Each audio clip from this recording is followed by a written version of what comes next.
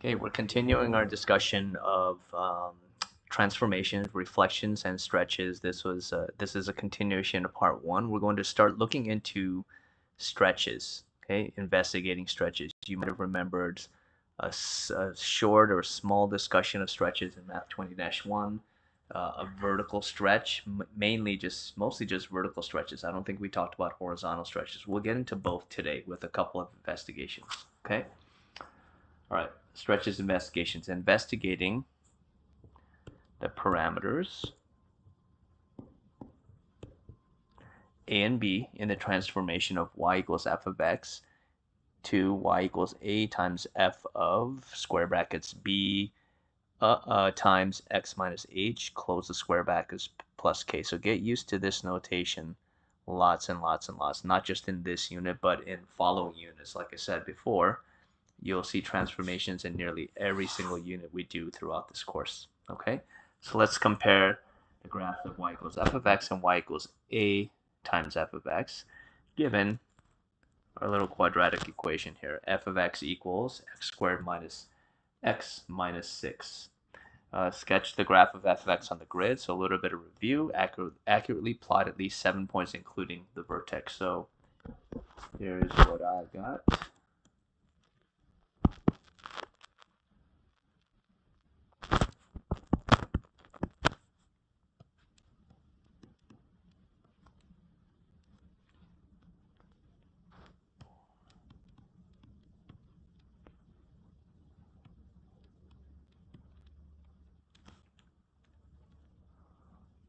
And then for our vertex, right? A little bit of review, folks. How do I get that vertex? Well, you can use your graphing calculator, or do you remember completing the square? Okay, I'll do that quickly here.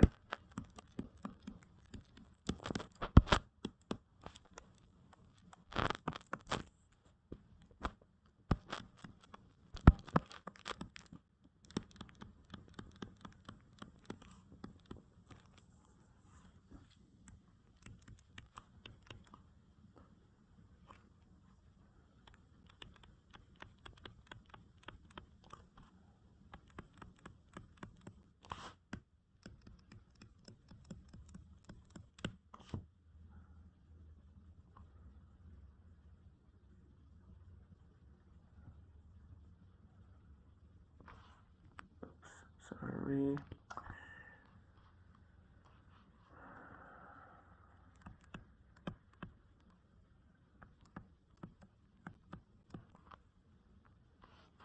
Okay, and then so my vertex is 1/2 negative 25/4. Okay, so let's go ahead and plot that on our grid here. So I'm going to plot my zeros first, negative 2 and 0, and 3 and 0. 2, negative 4. And then so property of symmetry. And then y-intercept 0, negative 6. So 1, 2, 3, 4, 5, 0, negative 6. Okay, and then our vertex is somewhere over here. So what does our original function look like?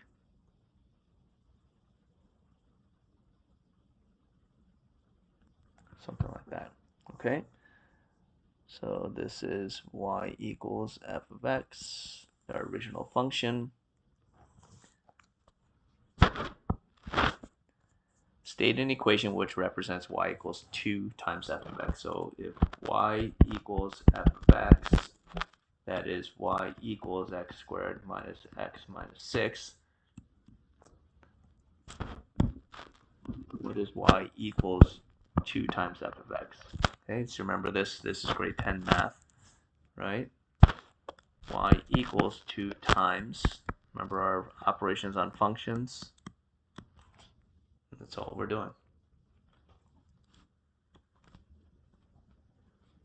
Okay, so let me just simplify that. 2x squared minus 2x minus 6.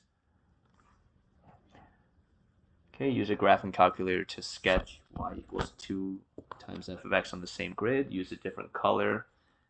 Here's the points I have.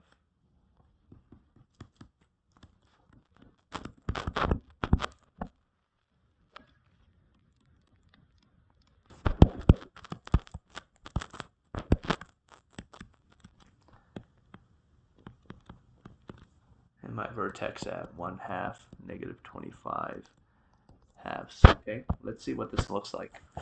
I have -2, 0. Okay, looks like the zeros are staying the same, right? We'll talk about that, right? -2, 0. Let's use my points here, and 3, 0. Okay, there we go. -1,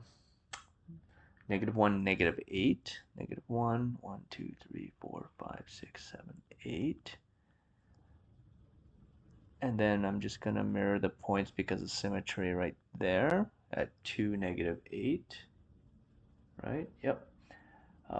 0, -12, our new y-intercept. So 8, 9, 10, 11, -12.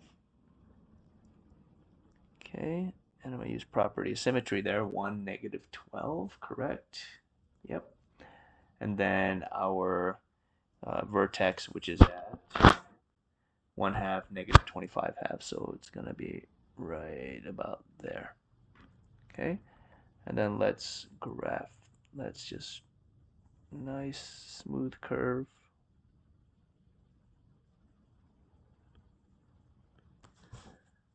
Okay, and this is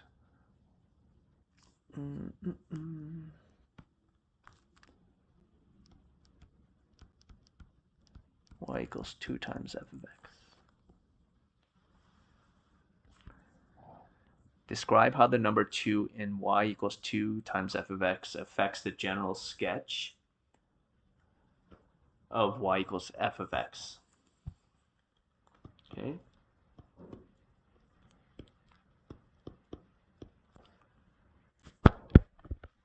The number 2 stretches the graph vertically about the x-axis by a factor of 2. So you have to be very specific. Diploma markers. Okay. You have to be specific about your terminology. Stretches the graph, so stretches the graph vertically about the x-axis by a factor of 2. You can't just say, vertically about the x-axis by 2. Okay, that's not accurate. You have to say stretches vertically about the x-axis by a factor of 2. You have to say factor. That implies multiplication. If you don't say factor, I don't know what operation you're doing. Okay, mapping wise, I'm going from xy to x to y.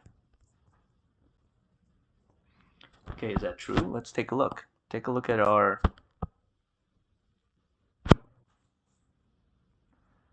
so we're not changing the x values, but we're doubling the y values. We're multiplying by 2.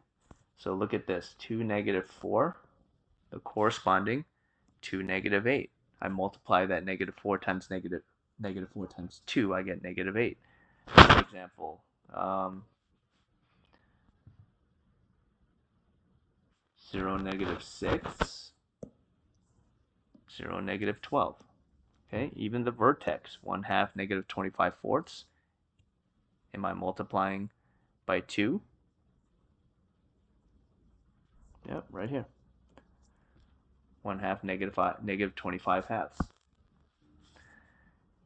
Okay, letter B. The x-intercepts of the graph describe how the number 2 in y equals 2 times f of x affects the x-intercepts of the graph of y equals f of x. There are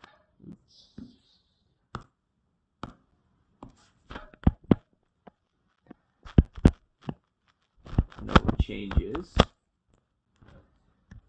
to the x-intercepts. 2, -2, 0, and 3, 0. So this is a characteristic of a vertical stretch about the x-axis. Okay, we're affecting y values. We're affecting y values, folks, okay? So it should make sense that key x values, such as our x-intercepts, they remain unchanged. Because if you look at the x-intercept, the 0 value, when you apply a stretch to that, 0 times 2, that's still 0. So it makes sense that the x-intercepts remain the same. However, the y-intercept, what happens when we apply this number 2? Okay, so the y-intercept changes from 0, negative 6 to 0, negative 12, and we show that here. 0, negative 6 to 0, negative 12. How do we go, how do we go from negative 6 to negative 12? I multiply by negative 2. Okay? Number 5, predict what would happen if a equals negative 1/2 instead of 2. Use a graphing calculator to sketch y equals negative 1/2 f of x on the same grid as step 1 using a different color. So, let me graph it in red this time. Okay. As suspected, the x-intercepts will remain the same. Okay. What are we doing here? Negative 1/2. So this time a value, it's a fraction instead of a whole number. And then now it's negative. So that's a reflection, folks, right? So when we graph this, here's the points that I get. I get negative 1, 2. I get an y-intercept of 0, 3. And then some symmetry here. I'll graph the other side. Okay, and then negative 3, negative 3.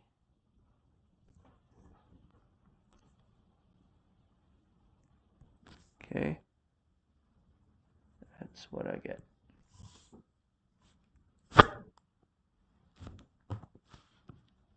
Okay, let's answer some questions.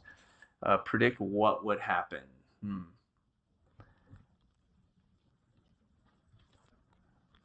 So x values the same. Y values multiply by 1/2. Oh, multiply by negative 1/2. So our mapping looks like this, folks. X, y is transformed to x negative 1/2 y. Okay?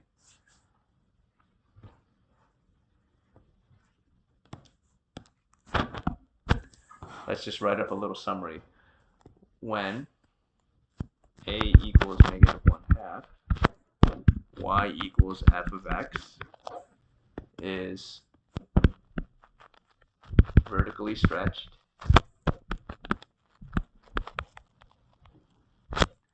by a factor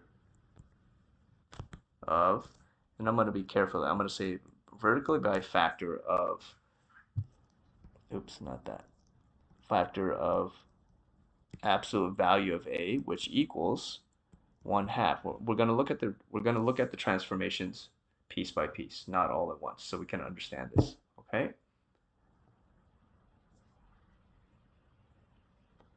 So it's vertically stretched by a factor of 1/2. About which axis? About the x-axis. Okay.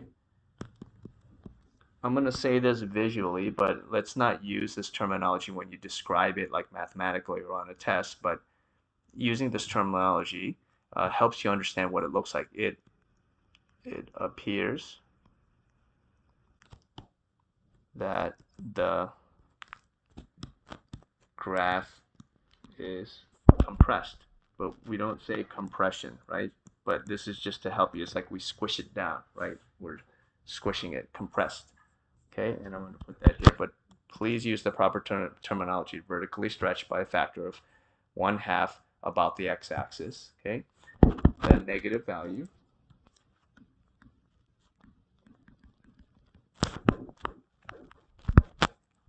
of a will reflect, and we know this from our discussion previous lesson, will reflect the graph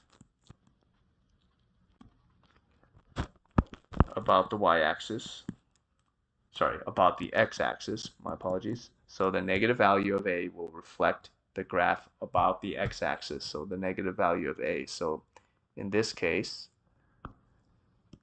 a is less than 0. It will reflect the graph about the y-axis to open the graph downward.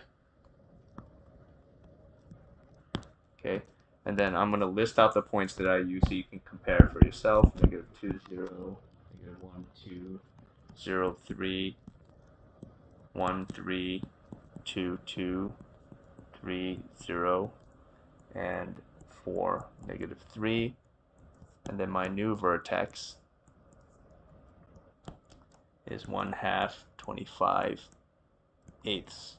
Okay, so this part, I'll just test this out with just a few points.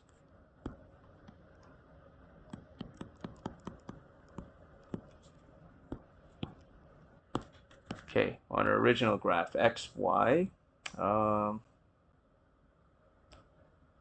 let's go negative 2, 0. One of our x-intercepts, we said on a vertical stretch, the x-intercepts are unchanged, and this makes sense. So x, and then negative 1/2 times 0 is still, negative 1/2 times 0 is still 0, so it's negative 2, 0. And on our graph, you'll see that that's still the same. Another point, let's do 2, negative 4. On our original graph, what does that transform to when we vertically stretch by a factor of negative 1/2? So that's, the x value is unchanged, so that's 2. And negative 4 times negative 1/2,